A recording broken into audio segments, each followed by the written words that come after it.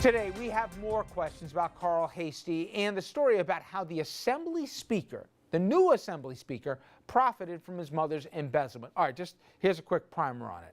Heastie, again, the man who replaced Shelley Silver, the new Speaker in the Assembly, Hastie's mom was convicted of embezzlement. This is fact, no debate.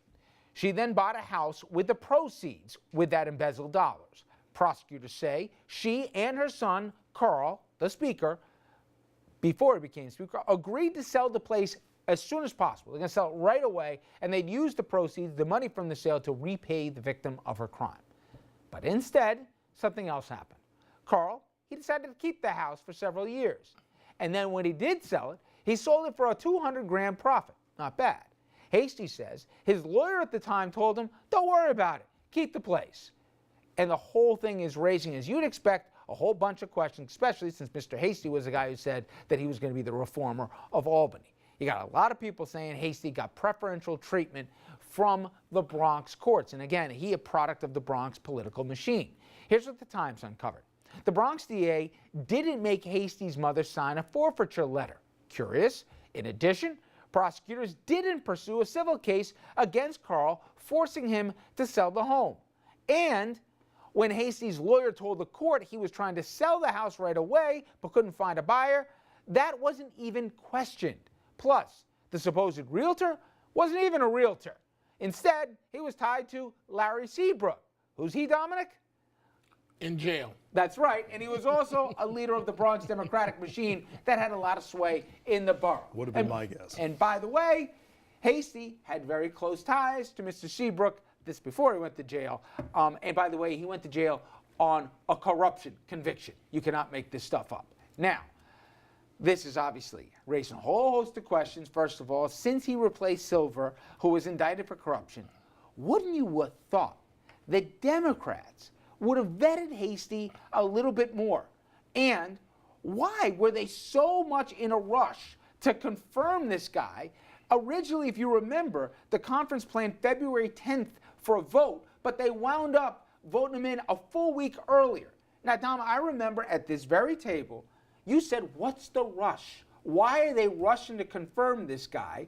I think you said they better have crossed all their T's and dotted their I's and made sure this guy was clean. And I said Mr. Heastie didn't pass the smell test. So my basic question is, you got a lot of smart folks in Albany, not all of them, but you got some, okay? Why would they have said, listen, we just went through this ugliness with Silver. He's under indictment. He agreed to step down. We weren't even sure he was going to do this.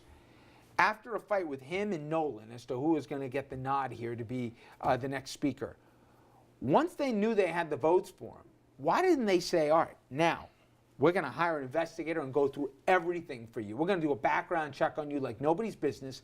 And if you don't come up clean, we're not going to throw you out, but what we're not going to do is make you our next speaker because this could happen. Well, I'm trying to figure out whether I give you my honest answer or just the political answer. I don't feel like because the honest answer is you can find something on just about everybody that's not like this. Close. Maybe. Close. I'm telling you, Albany is not as clean as we think it is. I understand, but we have a few guests here who come to the table. Right. That would have passed it. My point is, yes, you can't find an honest person. But in Albany. I'm talking for the most part. And with Mr. Heastie, this raises, first of all, it's criminal what's alleged to what have happened here. And it goes well beyond him, right? Yes, exactly my point. Second of all, it involves the Bronx District Attorney, Robert Johnson here, who is the only, he was the first African-American district attorney in the state of New York. Now you have one in Brooklyn. But it raises some serious questions. There have been several investigations of elected officials out of the Bronx where some prosecutors have said they wanted it removed from the sitting district attorney, and it's exactly, allegedly, for reasons just like this. Come on, Richard.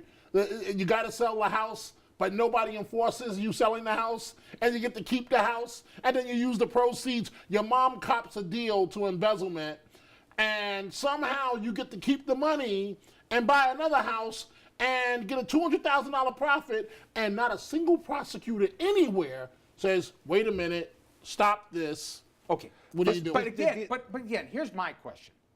Everything you say makes sense, and I think you're right. The second act for this hasn't even begun.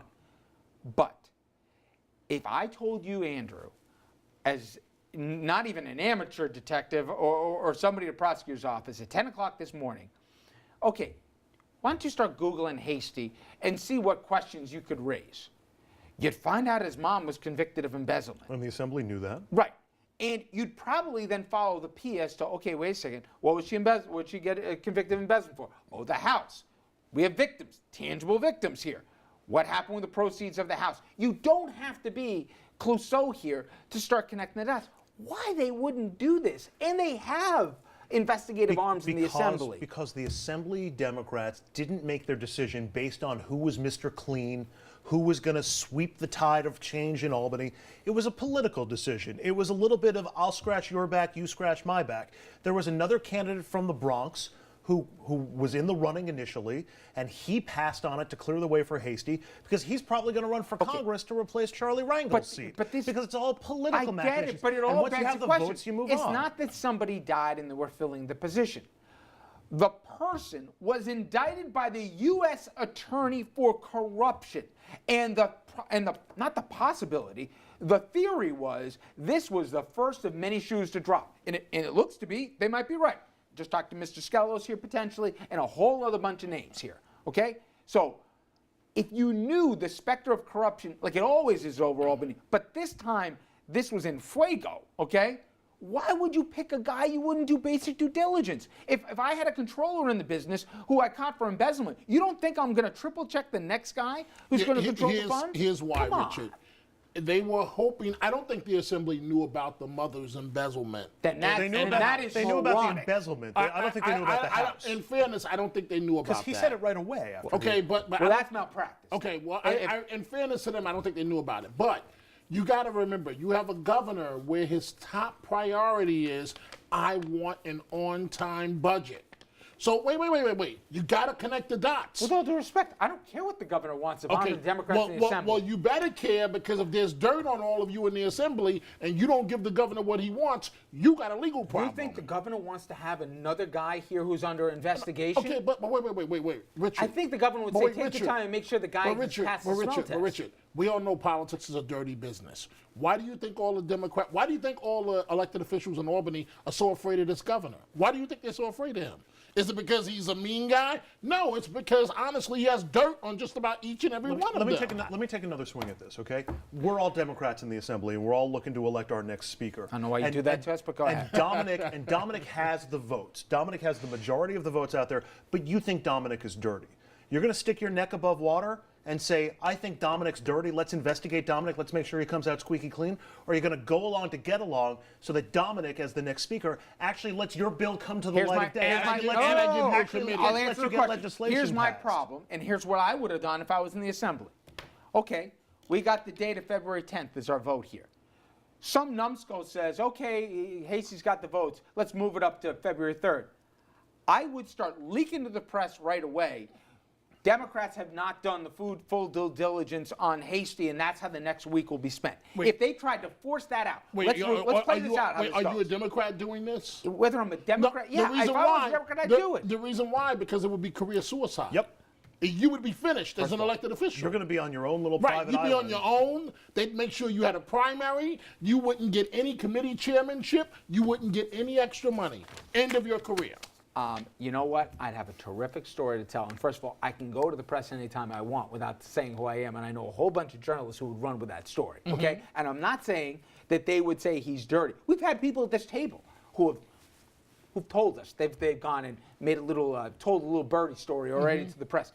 That's how they could have held this thing up. And if they did just basic due diligence on this, which is just 101 for business, for politics, or anything else, my God, you're appointing a guy after the last guy's been there for 20 years. Shouldn't you know something about it? They couldn't even pronounce his name on February 3rd. Richard, I've been telling you guys for months that a majority of them, there's no other way to say it, are crooks. There's no other way to say it. And any first-year law student could have a field day investigating Albany. All right, and remember, save the tape. They're just getting started with Heastie. Wait till you look. The baby mama drama. We forgot about the baby mama. The money that went to the baby mama. We're just getting started.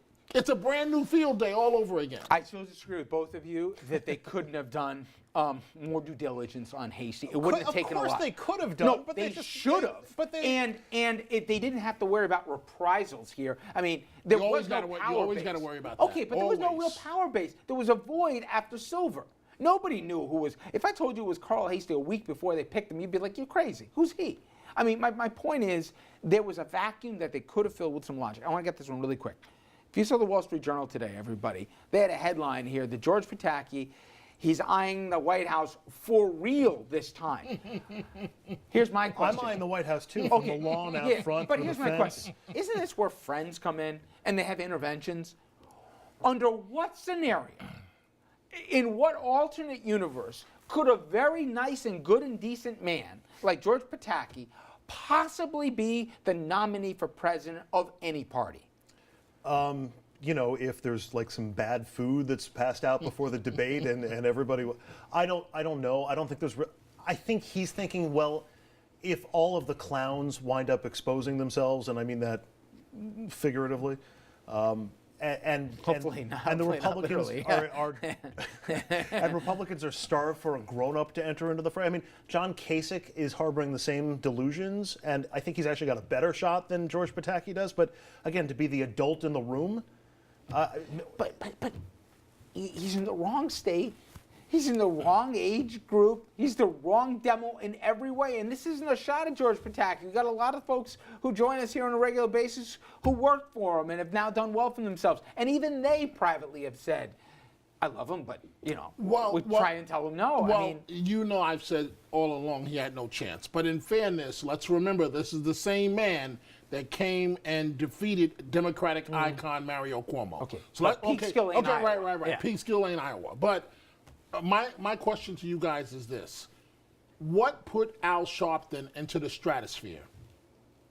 Tawana Brawley. His jumpsuits? After Tawana, no, Tawana Brawley, it wasn't good for him. No. What put him into the stratosphere was when he ran for president and got the opportunity to be on the same stage at the debates with all the other candidates, with Biden and so. Wait. So if you're George Pataki, everyone knows that you can run for president. You know you have no chance of running for president, but you raise your national profile. Al Sharpton's got personality. Okay, but wait. Let me just tell you. Covered George Okay, Pataki. yeah, but you're in the debate. You raise your national profile. You can now give speeches as a former candidate for $25,000 a pop. You can now write a new book. You could now audition while you're in the debates. Okay, let's say Jeb Bush is going to be the nominee. Okay, I'll get out of the race if you guarantee me you'll give me, I want to be the housing secretary.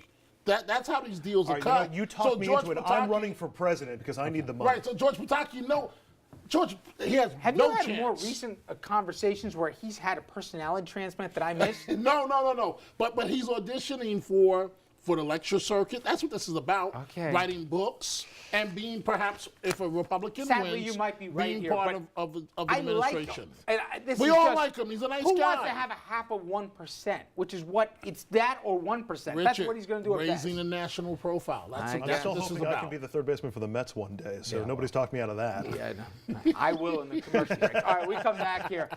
Republicans, they're not going to drop the story about the foreign donors to the Clinton Foundation, but could the whole thing have been avoided? The Clintons knew Hillary would be running, so couldn't they have been a little bit more, let's say, careful with who gave money?